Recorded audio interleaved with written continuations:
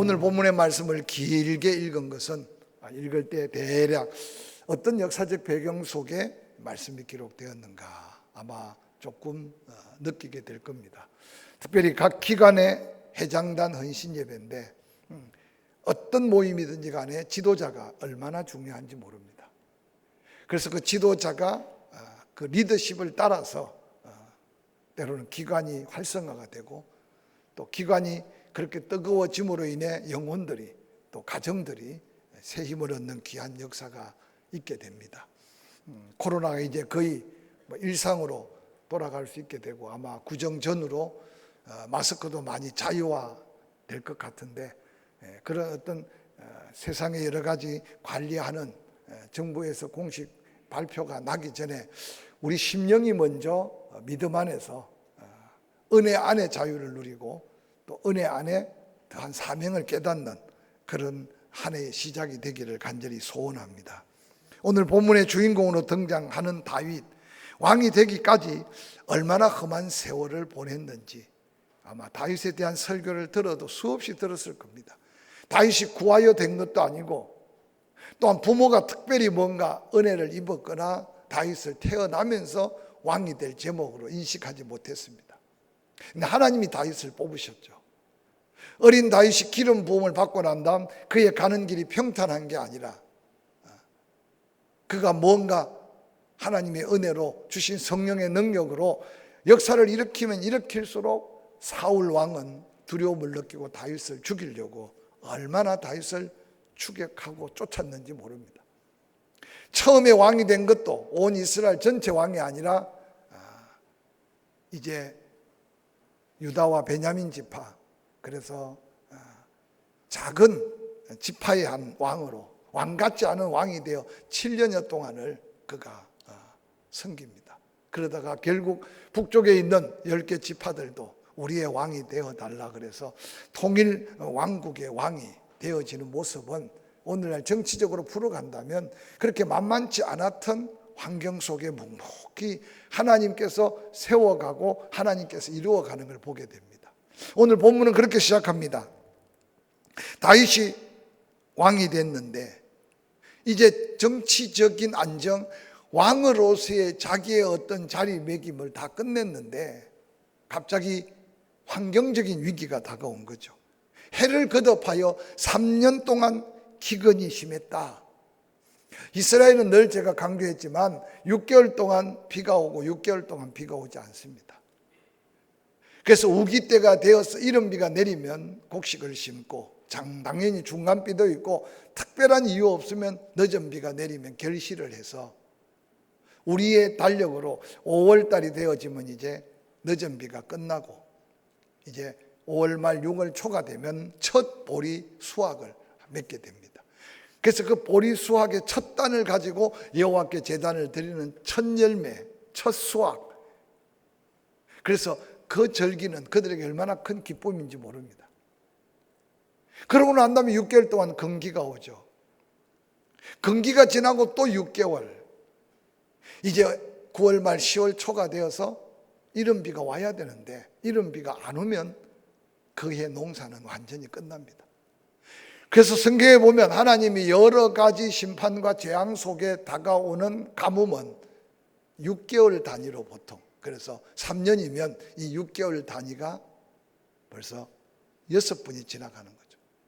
엘리야 시대에는 3년 6개월 기근이 이어진 것도 그런 절기 속에 우기와 건기가 이어질 때 한 번 우기 때 비가 안 오면 18개월 동안은 그냥 비가 오지 않는 거죠. 이스라엘 땅에 한 번 우기 때 비가 오지 않아도 그들은 살 수가 없어요. 이전 6개월 건기, 또 우기 지나서 또 건기 6개월.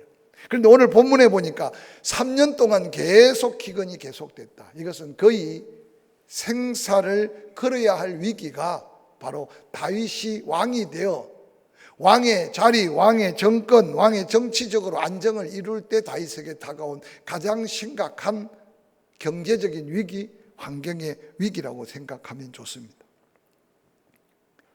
자기 왕권이 안정되자마자 다가온 위기 앞에 다윗은 하나님 앞에 간구하고 있는 모습이 오늘 우리에게 주는 첫 번째 도전의 말씀입니다.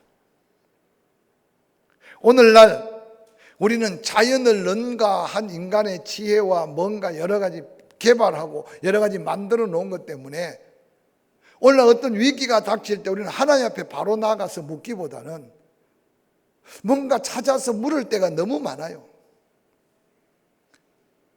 그러다 보니까 개인이든 가정이든 때로는 어떤 단체든 나라든 위기가 생길 때 하나님 앞에 부르짖지 않는 우리의 현실을 한번 먼저 직시해 보면 좋겠습니다.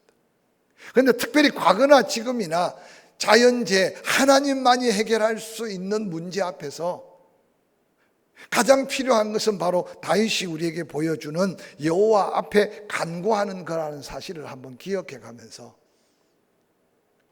우리의 삶 속에 여러 가지 자연과학의 혜택이나 세상 경제적인 때로는 세상의 지혜로운 자들이 개발해 놓은 갖가지를 사용하면서도 끊임없이 우리가 지혜롭게 생각할 때 우리의 한계점에 부딪힐 때 빨리 하나님 앞에 무릎 꿇고 빨리 하나님의 뜻을 찾고 하나님께 구하는 것이 얼마나 중요한지를 깨닫는 이 시간이 되기를 주의 이름으로 간절히 축원합니다. 특별히 오늘 헌신 예배를 드리는 각 기관의 회장단님들, 사람 셋만 모이면 하나 되기 어렵다는 게 대부분 사람들을 모아서 일할 때 나타나는 현실입니다. 근데 기관마다 여러 성품이 다르고 여러 가지 생각이 다르고 또 사는 방법도 다르고 삶의 어떤 목표나 어떤 삶의 철학도 달라요. 태어날 때부터 다 달라요. 그래서 그런 어떤 공동체를 이끌어 가려면 특별한 하나님의 은혜가 있어야 한다는 사실을 먼저 깨달으시기를 주의 이름으로 간절히 축원합니다. 뭔가 열심히 사업을 하고 일하기 전에 이제 새해가 시작되었으니까 기관의 식구들 명단을 쭉 펼쳐놓고 회장이 먼저 한 사람 한 사람 이름을 불러가며 기도로 시작하기를 주의 이름으로 간절히 축원합니다. 기도를 하다 보면 특별히 어떤 가정에 성령께서 감동하시는 기도 제목이 있어요. 여러분, 병든 자가 수없이 많아도 내가 머리 숙여 기도할 때 그 이름들이 다 지나가는 게 아니에요. 그렇게 다 기도해야지 하는데도 어떤 때는 어떤 사람에게는 시간이 더 집중되고 안타까운 마음이나 어떤 사랑의 마음이 더 뜨거워져서 더 기도가 될 때가 있어요. 바로 그때 그렇게 성령의 감동을 따라 기도하는 기도는, 즉 중보 기도는 반드시 응답으로 이어지는 하나님의 역사가 있다는 사실을 기억하시기를 주의 이름으로 간절히 축원합니다. 다윗이 간절히 자기뿐만 아니라 그 한 나라의 운명적 위기 앞에서 하나님 앞에 기도하니까 하나님께서 다윗에게 응답해 주셨어요. 21장 2절, 왕이 기브온 사람을 불러 묻습니다. 다윗이 그들에게 묻되 내가 너희를 위하여 어떻게 하랴? 내가 어떻게 속죄하여야 너희가 여호와의 기업을 위하여 복을 빌겠느냐? 하나님이 말하기를 이렇게 온 땅이 하늘 문이 닫히듯 닫혀서 비가 내리지 않는 이유는 사울이 기브온 족속에게 행한 그 악한 행위 때문인 것을 하나님께서는 말씀해 주십니다. 다윗은 그 하나님 말씀을 듣자마자 3년 기근의 문제의 원인을 알았으니 문제를 해결하기 위해서 기브온의 사람들을 불러 모읍니다. 그리고 묻습니다. 너희들의 가슴 속에 맺힌 원한이 무엇이길래 하나님이 너희들의 그 안타까운 원한을 하나님이 들으시고 하늘 문을 닫고 온 백성에게 이 엄청난 고통과 생사를 걸어야 하는 위기를 허락하셨느냐? 내게 그 이야기를 좀 해라. 내가 어떤 대가를 지불하든지 간에 속죄하고 너희가 이 백성을 정말 용납하고 받아주고 그래서 하나님이 너희들의 마음이 풀리고 너희들의 그 한이 풀려진 고로 하늘 문을 열어주실 것 같다. 기브온 사람들을 불러서 피 맺힌 한을 어떻게 풀어줄까라고 물을 때 사무엘하 오늘 본문 4절에 기브온 사람이 그에게 대답합니다. 사울과 그의 집과 우리 사이의 문제는 은금에 있는 문제가 아닙니다. 사람을 죽이는 문제도 우리에게 있지 아니합니다. 왕이 이르되 너희가 말하는 대로 내가 시행할 테니 말해라. 그들이 왕께 말합니다. 우리를 학살하였고 또 우리를 멸하여 이스라엘 영토 내에 머물지 못하게 하려고 모해한 사람의 자손 7을 우리에게 내어주소서. 여호와께서 택하신 사울의 고을 기브아에서 우리가 그들을 여호와 앞에 목매달아 죽이겠습니다. 신구약 성경에요, 이런 비극적인 피 맺힌 하늘 품고 하늘 풀고 이런 사건들이 그리 많지 않습니다. 사울이 이 기브아 기브온 많지 않은 족속들에게 얼마나 그들이 아픔과 고통이 되는 줄 모르고 자기 열심, 즉 하나님의 택한 백성, 그들에게 이 기브온 족속들은 때로는 없어져야 할 존재로 생각하고 그들을 멸절시키려고 했던 사울의 그 엄청난 악한 폭행 앞에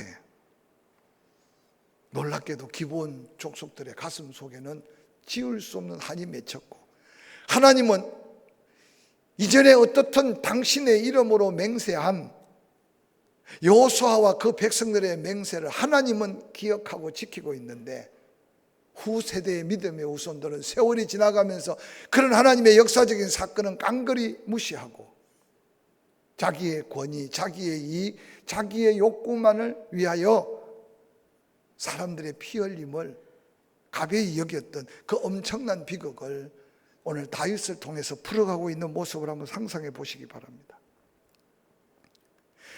오늘 기브온 족속들의 한 맺힌 고통의 음성 속에 사울의 영적 모습을 한마디로 소개해 보면, 조상들이 여호와의 이름으로 맹세한 그 하나님과의 약속을 무시했던 사람,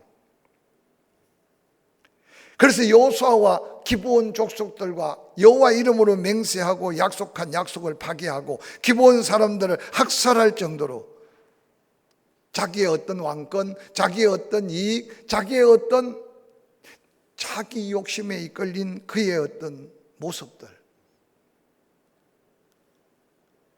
그 모습이 오늘을 살아가는 우리에게 개개인 다양한 환경 속에 뭔가 도전하는 하나님의 음성이 있지 않을까 생각해 보시기 바랍니다. 정치는 가까이 입에 붙이기도 싫고 수없는 세월 함께 지냈는데도 조그마한 이권이나 조그마한 어떤 손해나 이익의 어떤 관계 속에서 한순간에 내팽개쳐 쳐버리는 인간관계들이 우리 주변에 얼마나 많이 비일비재하게 일어납니까? 사울은 단순하게 하나님이 주신 그 혈통을 지키고 하나님이 주신 그 백성들을 섬기는 일에 기브온 족속들은 이미 죽었어야 마땅할 사람들이라고 생각했을 겁니다. 그런데 하나님은 그렇지 아니한 모습을 우리에게 보여줍니다. 여호수아는 하나님의 말씀에 충성한 사람이었고 이스라엘 역사에 대단히 중요한 조상인데, 그 언약을 파기했다는 것은 하나님의 이름에 대한, 아니 하나님의 뜻을 무시한 영적인 안타까운 모습을 보여줍니다. 나의 이익만을 추구하기보다 여호와 하나님의 의를 구해야 한다는 말씀을 다시 한번 기억해 보시기 바랍니다. 나의 이익만을 추구하는 사람은 하나님의 말씀을, 하나님의 뜻을 헌신짝처럼 버리듯 하나님도 때때로 그런 자들을 버리신 하나님이 구약 성경에 등장하는 하나님의 심판과 하나님의 역사의 어두운 장면인 것을 기억해 보시기 바랍니다. 하나님을 존중하는 사람은 하나님도 그를 존중해 주신다는 사실을 또한 한번 기억해 가면서 내 중심으로 살아가는 삶에 익숙한 우리들이 때때로 내 주변을 살피고 혹이라도 나 때문에, 혹이라도 우리 때문에 더 아파하고 더 고통받는 이웃은 없는지, 그때 하나님의 사랑을 우리가 좀 더 폭넓게 이해할 수 있지 않겠습니까? 한 맺힌 기브온 사람들, 사울의 자손 중 남자 7을 우리에게 내어달라는 거죠. 사무엘하 21장 본문 8절, 왕이 이에 아야의 딸 리스바에게서 난 자 곧 사울의 두 아들 알모니아와 무비보셋과 사울의 딸 메랍에게 난 자 곧 모홀랏 사람 바르실레의 아들 아드리엘의 5 아들을 붙잡아 그들을 기브온 사람 손에 넘겨줬다. 이 7명을 넘겨주기 전에 사울과 다윗의 다른 모습을 잠깐 소개하는데, 다윗이 지금 사울의 직계 중에 그래도 가장 가까운 직계는 사울의 아들 요나단의 아들 사울의 손자 머비보셋이 있는데, 사울은 한 맺힌 기브온 사람들의 한을 풀어주게 7명을 택할 때 그가 요나단과 하나님 앞에 맹세했던 그 맹세를 다윗은 얼마나 소중히 여겼는지, 그래서 그 머비보셋은 살려두고 그 다음 직계를 찾아서 7명을 내어 나무에 매달고 있는 모습은 사울과 또 다른 다윗의 모습을 우리에게 보여줍니다. 이 엄청난 고난의 때를 사는 우리에게 하나님은 예수 그리스도를 통해서 이런 말씀을 하셨어요. 염려하지 말아라. 뭘 먹을까? 뭘 마실까? 뭘 입을까? 이는 다 자기 욕구에 살아가는 이방인들이 구하는 것들이다. 그럼 하나님 우리에게 그런 걸 구하지 말고 되는 대로 살라는 게 아니었어요. 그의 나라와 그의 의를 구하면, 나를 믿고 더 하나님의 뜻, 하나님의 영광을 구하면 이 모든 것 구하지 아니해도 너희에게 주신다는 이 약속은 하나님이 우리를 얼마나 귀중히 여기시고 또 우리를 통해 얼마나 영광을 받으시기를 원하는지를 우리에게 증거하는 약속이 있는 말씀이 아닌가 생각해 봅니다. 예수 그리스도께서 이 땅에 오셔서 그 엄청난 율법들 다 이룰 수도 없는 율법들인데, 나는 율법을 폐하러 온 것이 아니고 율법을 완성하기 위해 왔다. 바로 내가 완성할 율법은 하나님 사랑, 이웃을 하나님같이 사랑하는 것이라고 말씀하셨습니다. 이 한 맺힌 현장에 그 7명이 나무에 매달려서 기브온 족속들의 마음은 풀렸으나 또 다른 한 맺힌 한 여인을 소개하고 있습니다. 본문 10절, 아야의 딸 리스바가 굵은 배를 가져다가 자기를 위하여 바위 위에 패고 곡식배기 시작한 때부터 하늘에서 비가 시체에 쏟아지기까지 그 시체의 낮에는 공중의 새가 앉지 못하게 하고 밤에는 들짐승이 범하지 못하게 한지라 라고 기록하고 있습니다. 기브온 족속들은 그들의 한은 풀었으나 그들이 한을 풀 때 또 다른 누군가가 한 맺힌 울부짖음과 통곡이 있음을 오늘 보여줍니다.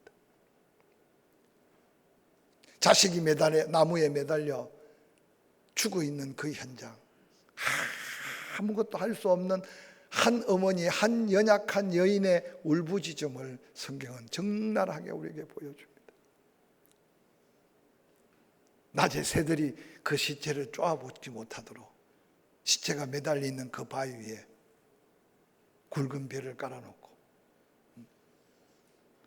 구약 성경에 등장하는 굵은 벼를 깔아놓고 울부짖는 것은 자기 죄를 인정하며 통회하는 모습의 고백적 행위로 이해할 수 있습니다. 밤에는 다른 들짐승들이 그 시체를 뜯어먹지 못하도록 비가 오기까지, 즉 하나님의 용서, 하나님의 은혜의 회복이 있기까지 울부짖고 있는 한 여인의 모습을 한번 상상해 보시기 바랍니다. 이 본문을 다양한 각도로 설명할 수 있겠지만 모세는 이는 이로 눈은 눈으로, 그러나 예수 그리스도께서 말씀하시기를 오른밤을 치면 왼밤을 돌려대고 겉옷을 달라 그러면 속옷을 내어주고 오리를 가라 그러면 심리까지 가봐라. 오늘 이 시대를 사는 우리에게 누군가 한 맺힌 한을 푸는 것도 중요하지만 그 한이 풀려지는 게 아니라 또다시 누군가가 한 맺힌 한을 품고 고통을 당한다는 사실을 기억해 가면서 예수 그리스도의 십자가의 사랑의 본이 우리에게 주는 영적 거룩한 부담과 도전이 뭔지를 한번 생각해 보시기 바랍니다. 저는 2023년 너무 힘들어하지 않는 믿음을 먼저 구하시기를 주의 이름으로 간절히 축원합니다. 늘 강조하지만 듣는 귀가 복돼서 어지간한 말을 들어도 이해가 되고, 할렐루야, 이해가 되고, 마음이 좀 넉넉해서 위로를 할 수 있는 여유가 되고, 거기다가 긍휼히 여기고 불쌍히 여길 수 있는 마음까지, 그게 바로 하나님이 우리에게 주신 십자가의 사랑의 능력이라는 사실을 믿으시기를 주의 이름으로 간절히 축원합니다. 나는 다른 사람이 듣는 말에 마음 쉽게 상처를 받으면서 내가 누군가 말할 때 상처가 될까 생각하지 못하는 것은 지혜롭지 못해요. 그래서 구약의 지혜자도 말의 실수가 없으면 온전한 자, 의로운 자라 인정함을 받을 수 있을 거라고 말했습니다. 제가 목회해 보니까요, 듣는 귀만 복돼도 항상 기뻐할 수 있고 항상 감사할 수 있고, 아멘 안 해도 괜찮아요. 듣는 귀만 복돼도 늘 내 안에 은혜로 충만함을 누릴 수 있어요. 할렐루야.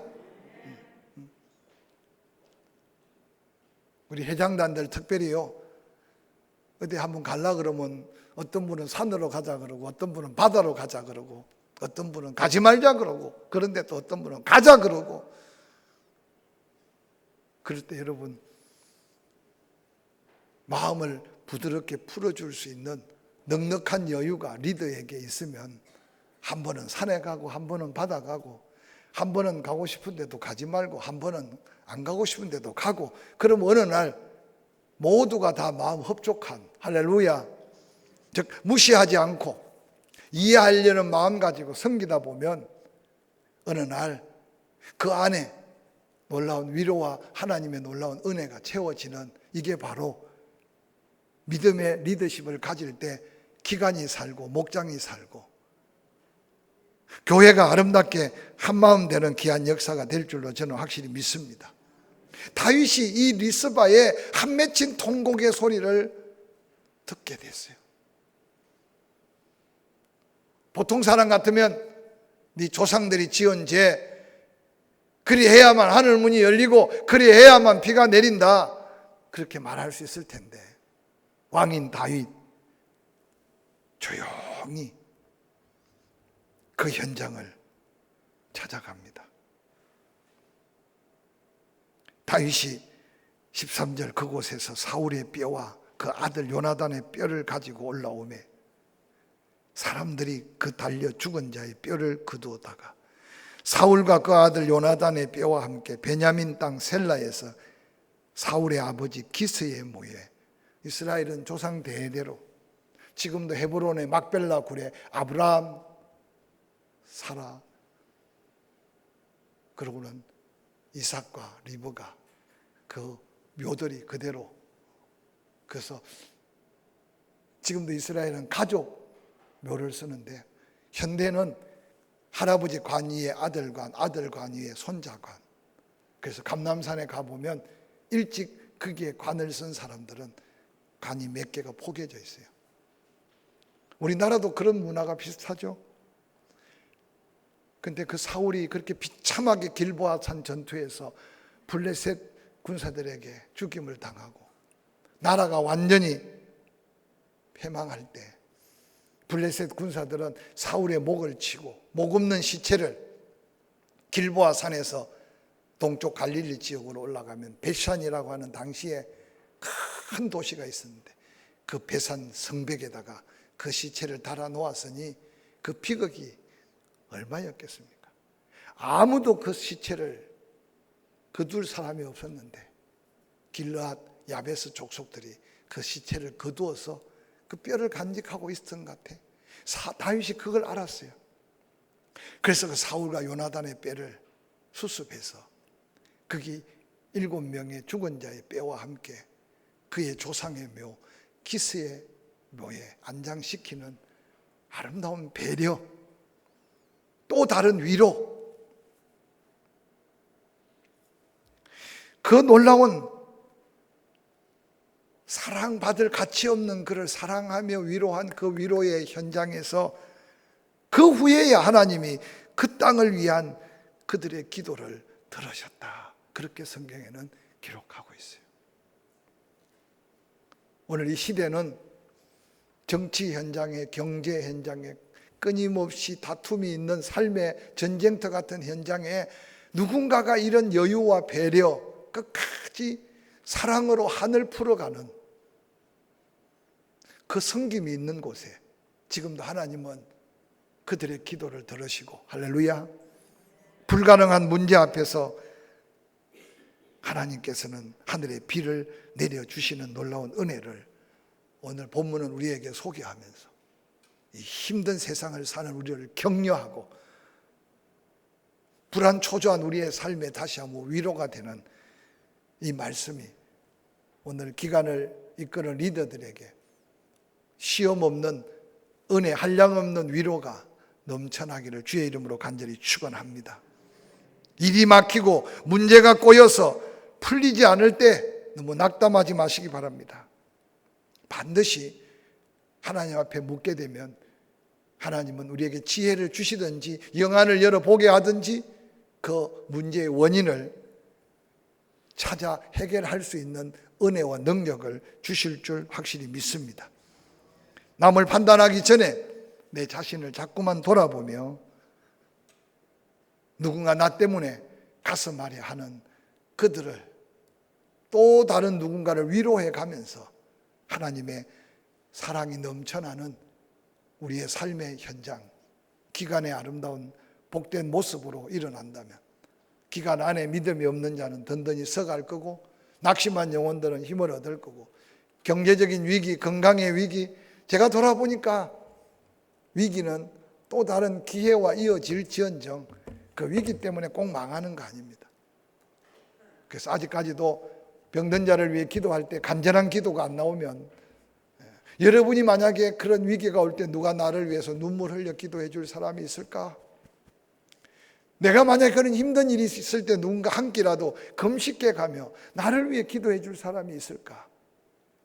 우리가 먼저 누군가를 위해 그렇게 기도하면 하나님이 들으시고, 할렐루야, 우리의 말 한마디 위로, 말 한마디 소망의 놀라운 권면, 사랑에 불쌍히 여겨주는 마음들이 하늘 문을 열고 기도 응답의 기적의 비를 경험했던 다윗의 아름다운 은혜의 현장을 우리가 경험하게 될 줄로 확실히 믿습니다.